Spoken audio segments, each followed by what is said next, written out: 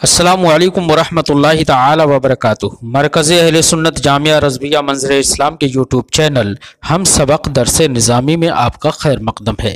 پیارے بچوں، جنہوں نے اب تک ہمارے چینل کو سبسکرائب نہیں کیا ہے وہ ضرور سبسکرائب کر دیں اور بیل آئیکن بھی ٹچ کر دیں تاکہ ہر ویڈیو کی نوٹیفیکیشن اور اطلاع آپ تک اپلوڈ کرتے ہی پہنچ جائے، اور اپنے ساتھیوں سے بھی شیئر کریں۔ اب بات پسند آئے تو لائک بھی کیا کریں اور اپنا تاثر اور اپنی قلبی تاثر ضرور ہم کو کمنٹ کر کے بتائیں۔ چلیے کچھ عبارت پڑھتے ہیں شرح العقائد سے۔ بسم اللہ الرحمن الرحیم۔ واحتجت المعتزلة بأننا نفرق بالضرورة بين حركة الماشي وبين حركة المرتعش، أن الأولى باختياره دون الثانية، وبأنه لو كان الكل بخلق الله تعالى لبطلت قاعدة التكليف والمدح والذم والثواب والعقاب وهو ظاهر، والجواب أن ذلك إنما يتوجه على الجبرية القائلين بنفي الكسب والاختيار أصلا، وأما نحن فنثبته على ما نحققه إن شاء الله تعالى إلى آخر العبارة۔ پیارے بچوں، آج کے سبق میں صاحب شرح علامہ سعد الدین تفتازانی علیہ رحمت و رضوان معتزلہ کا استدلال اور ان کا احتجاج پیش کر رہے ہیں۔ آپ کے ذہن میں ہوگا کہ اہل سنت و جماعت اور معتزلہ کا اختلاف ہے بندوں کے افعال اختیاریہ میں، کہ بندوں کے افعال اختیاریہ کے خود ان افعال اختیاریہ کے خالق خود بندے ہیں یا اللہ تعالی ہے۔ اہل سنت و جماعت کا معتقد اور عقیدہ یہ ہے کہ اللہ ہی سارے افعال کا خالق ہے، جس پر دلائل گزر چکے ہیں۔ اور معتزلہ کا کہنا یہ ہے کہ بندوں کے افعال اختیاریہ کا خالق اللہ نہیں ہے، بلکہ خود بندے اپنے افعال اختیاریہ کے خالق ہیں۔ ان کی چند دلیلیں ہیں۔ پہلی دلیل عقلی صاحب شرح پیش کر رہے ہیں، فرماتے ہیں واحتجت المعتزلۃ، معتزلہ نے استدلال کیا ہے، احتجاج کیا ہے، حجت لائے ہیں کس بات سے؟ بأننا نفرق بالضرورۃ، اس بات سے کہ ہم بالبداہت فرق کرتے ہیں بین حرکت الماشی و حرکت المرتعش، حرکت ماشی میں اور حرکت مرتعش میں ہم فرق جانتے ہیں اور ہم فرق کرتے ہیں۔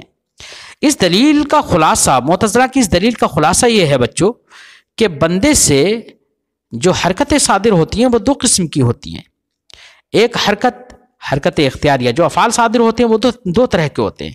ایک فعل اختیاری ہوتا ہے، حرکت اختیاریہ ہوتی ہے، جیسے کہ پیدل چلنے والا بالقصد و اختیار وہ پیدل چلتا ہے تو اس کو حرکت ہوتی ہے، تو یہ حرکت معاشی، پیدل چلنے والے کی جو حرکت ہے یہ حرکت اختیاری ہے۔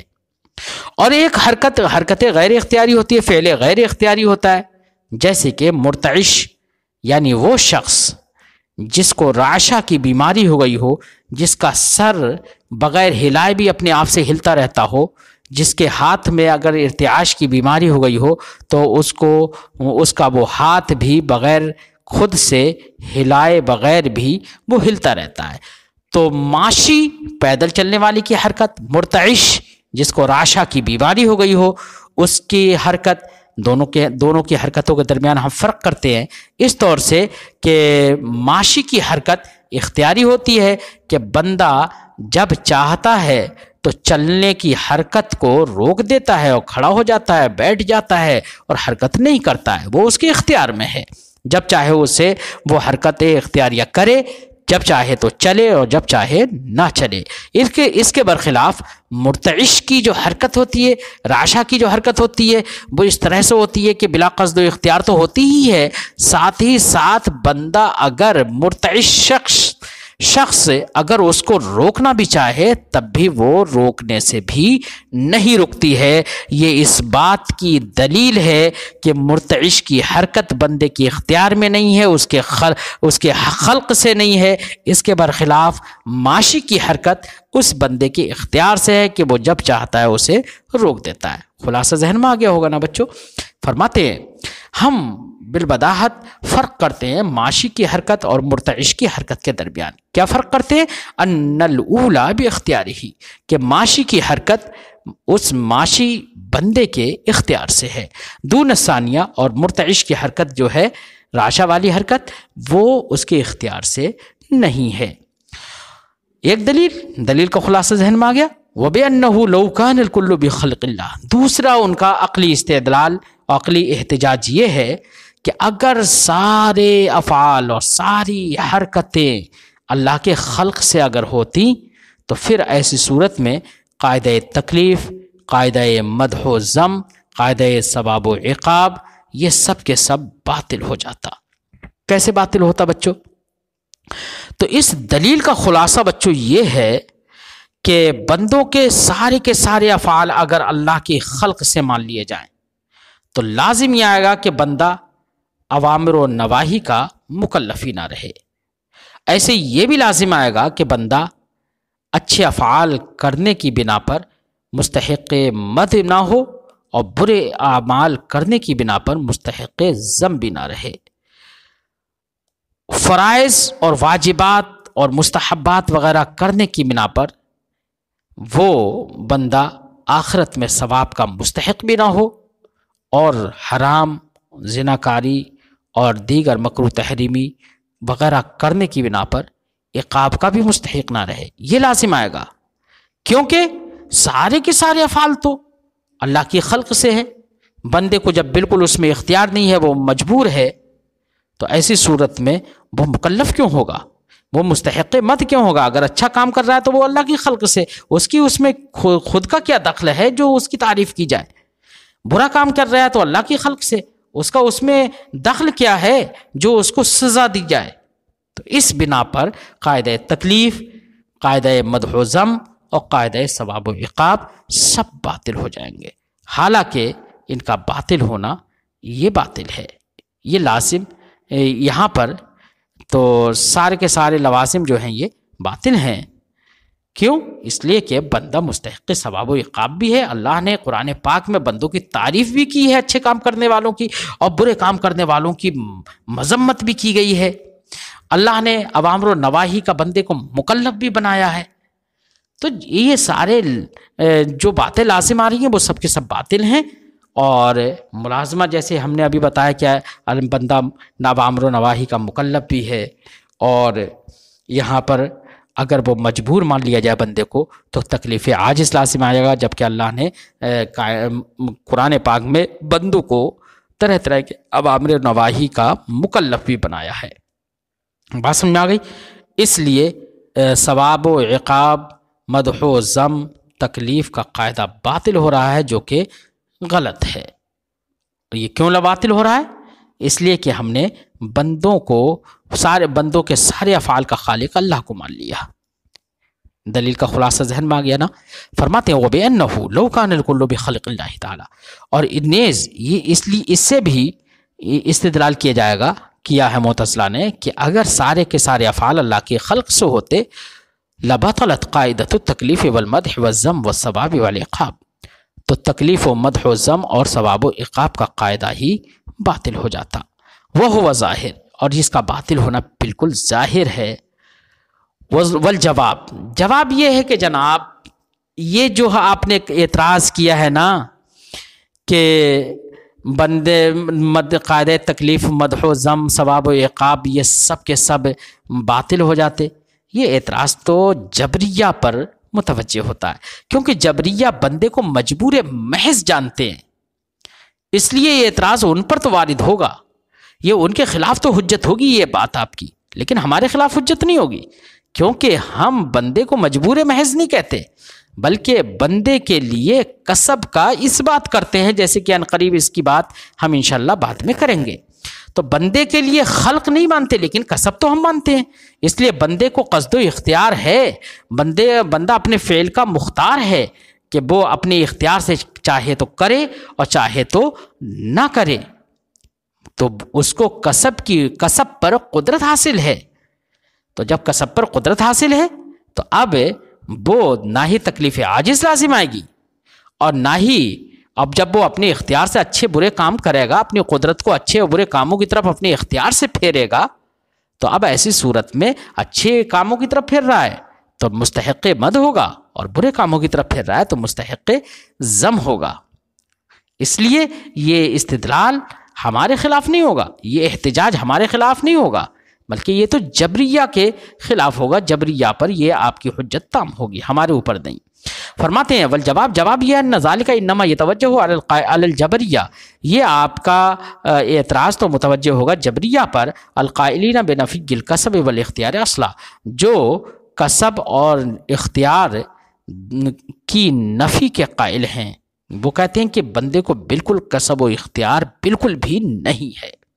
وَأَمَّا نَحْنُ، رہے ہم اہل سنت و جماعت، فَنُثْبِتُهُ عَلَىٰ مَا نُحَقِّقُهُ، تو ہم کسب و اختیار کو بندے کے لیے ثابت مانتے ہیں، جیسے کہ عنقریب ہم انشاءاللہ اس کی تحقیق پیش کریں گے۔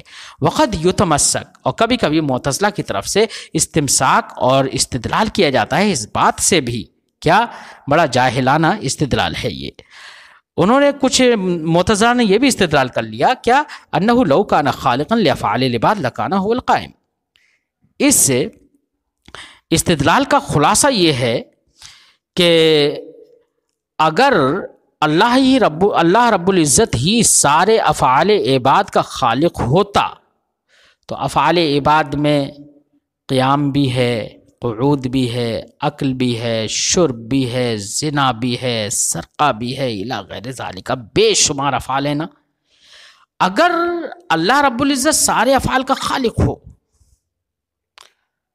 تو ان کے نزدیک، معتزلہ کے نزدیک، خلق اور کسب دونوں ایک ہیں، یا خلق اور فعل دونوں ان کے نزدیک ایک ہیں، دونوں میں کوئی فرق یہ نہیں مانتے، فعل اور خلق دونوں ایک ہی معنی مانتے ہیں۔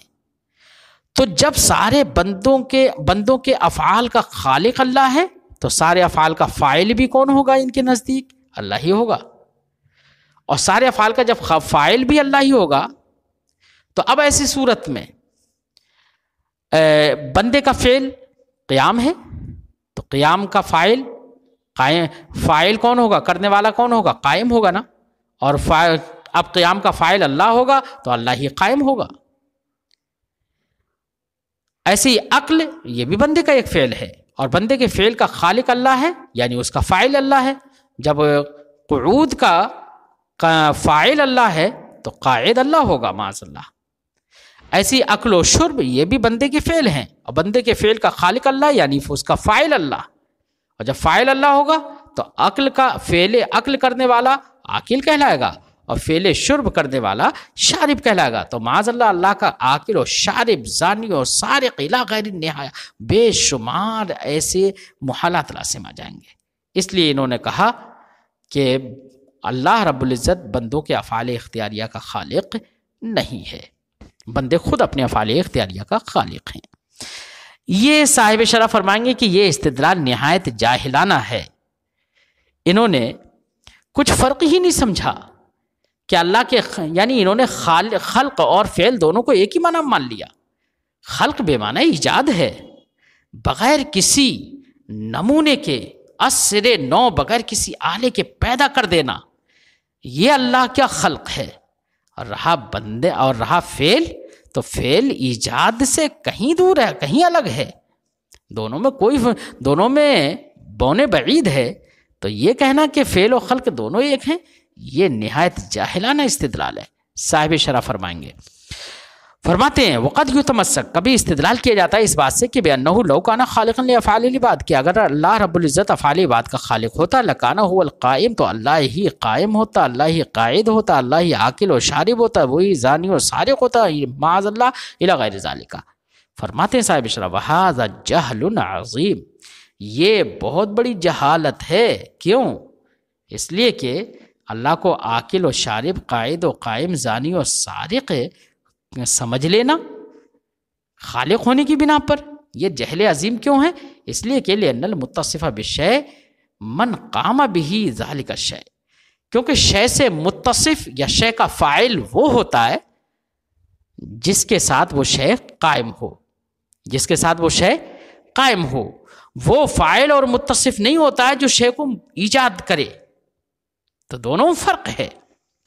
فرماتے ہیں لأن المتصف بالشیء من قام به ذالک الشیء، کیونکہ شے سے متصف وہ ہوتا ہے جس سے وہ شے قائم ہو، جس کے ساتھ وہ شے قائم ہو.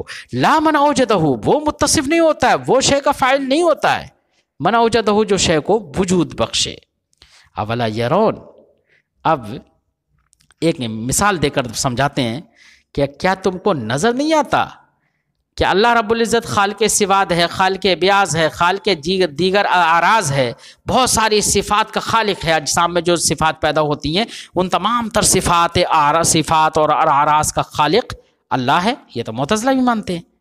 جب معتزلہ مانتے ہیں، جب خالق سب کو، ساری صفات کا خالق اللہ کو مانتے ہی ہیں، اور آپ کے نزدیک خالق بے معنی فاعل ہے، تو تمام، اور فاعل جو اس سے متصف ہوگا وہی فاعل ہوگا، لہذا پھر تو معاذ اللہ آپ کے بقول یہ لازم آ جائے گا کہ اللہ رب العزت معاذ اللہ صفات سے متصف ہو، بیاض سے متصف ہو، دیگر اوصاف و اعراض سے متصف ہو، تو معاذ اللہ اللہ کا اسود ہونا، ابیض ہونا، احمر ہونا، اخضر ہونا وغیرہ یہ سب لازم آ جائے گا، اور اس کے تو قائل آپ بھی نہیں ہیں. بات سمجھائی بچوں؟ یہ ایک جواب دیا. فرماتے ہیں اولا یرون، کیا ان کو نظر نہیں آتا ان اللہ تعالیٰ هو الخالق للصفات والبیاض، کہ اللہ تعالیٰ ہی خالق صفات و بیاض ہے، اور دیگر تمام صفات فی الاجسام کا خالق وہی ہے.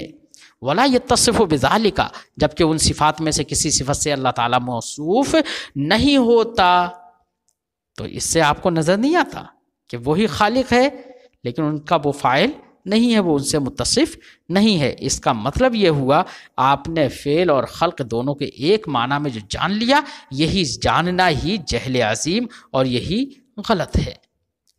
وَرُبَّمَا يُتَمَسَّكُ بِقَوْلِهِ تعالیٰ، اور ایک استدلال اللہ تعالیٰ کے اس قول سے معتزلہ نے کیا کہ اللہ نے ارشاد فرمایا فَتَبَارَكَ اللَّهُ أَحْسَنُ الْخَالِقِينَ، برکت بالا ہے وہ اللہ جو پیدا کرنے والوں میں سب سے بہتر پیدا کرنے والا. یہ ترجمہ انہوں نے کیا. تو خالقین یہاں پر خلق کی معنی میں انہوں نے مان لیا، تو انہوں نے استدلال اس آیت کریمہ سے یہ کیا کہ یہاں پر خالقین جمع ہے خالق کی. یہ جمع خالقین یہ دلالت کر رہی ہے اس بات پر کہ اللہ کے سوا دیگر بھی خالق ہیں، اور اللہ ان خالقوں میں سب سے بہتر خالق ہے. اس کا مطلب یہ ہوا کہ بندے بھی خالق ہیں اللہ کے علاوہ. ایسے استدلال انہوں نے اس آیت کریمہ سے بھی کیا کہ اللہ نے ارشاد فرمایا وَإِذْ تَخْلُقُ مِنَ الطِّينِ كَهَيْئَةِ الطَّيْرِ، حضرت یہاں عیسیٰ علیہ السلام کی طرف یہاں پر تخلقوں کی نسبت ہے.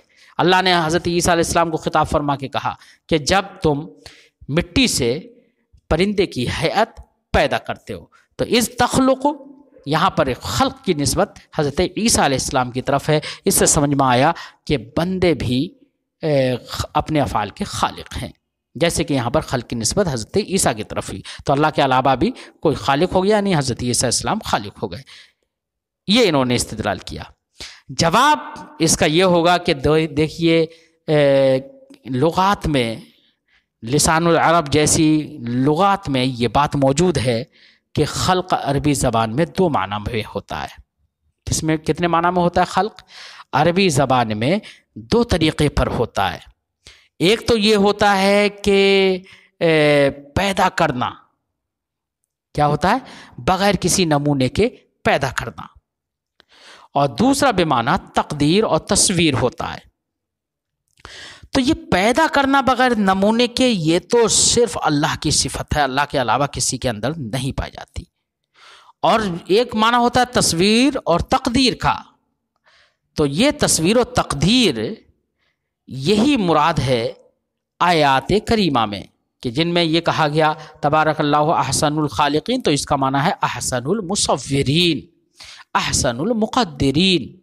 ایسے اس تخلق من الطین کا ہیئت الطیر، یہاں پر تخلق بمعنی تقدر ہے، تصور ہے، یعنی تم مٹی سے جب پرندے کی تصویر کشی کرتے ہو، اس کی صورت بنا دیتے ہو، یہ مراد ہے. یہاں پر یہ معنی مراد نہیں ہے کہ انشاء مراد نہیں ہے. یہاں پر کیا الانشاء علی مثال ابدعہ، یہ مراد نہیں ہے کہ انوکھی طرز پر بغیر کسی نمونے کے کسی چیز کو پیدا کر دینا، یہ مراد نہیں ہے. اور اللہ کی جو صفت ہے خلق، وہ بے معنی انشاء ہے. اور بندوں کے لیے جو خلق بول دیا جاتا ہے تو وہ بمعنی تصویر ہے۔ اس لیے دونوں میں فرق سمجھنے کی ضرورت ہے۔ سمجھ میں آ گیا کہ اللہ کے علاوہ کوئی دوسرا خالق نہیں ہے اور معتزلہ کا استدلال باطل ہے۔ آج کی گفتگو بچوں ہم یہیں پر ختم کرتے ہیں، پھر آئندہ سبق میں ملتے ہیں۔ السلام علیکم ورحمۃ اللہ تعالی وبرکاتہ۔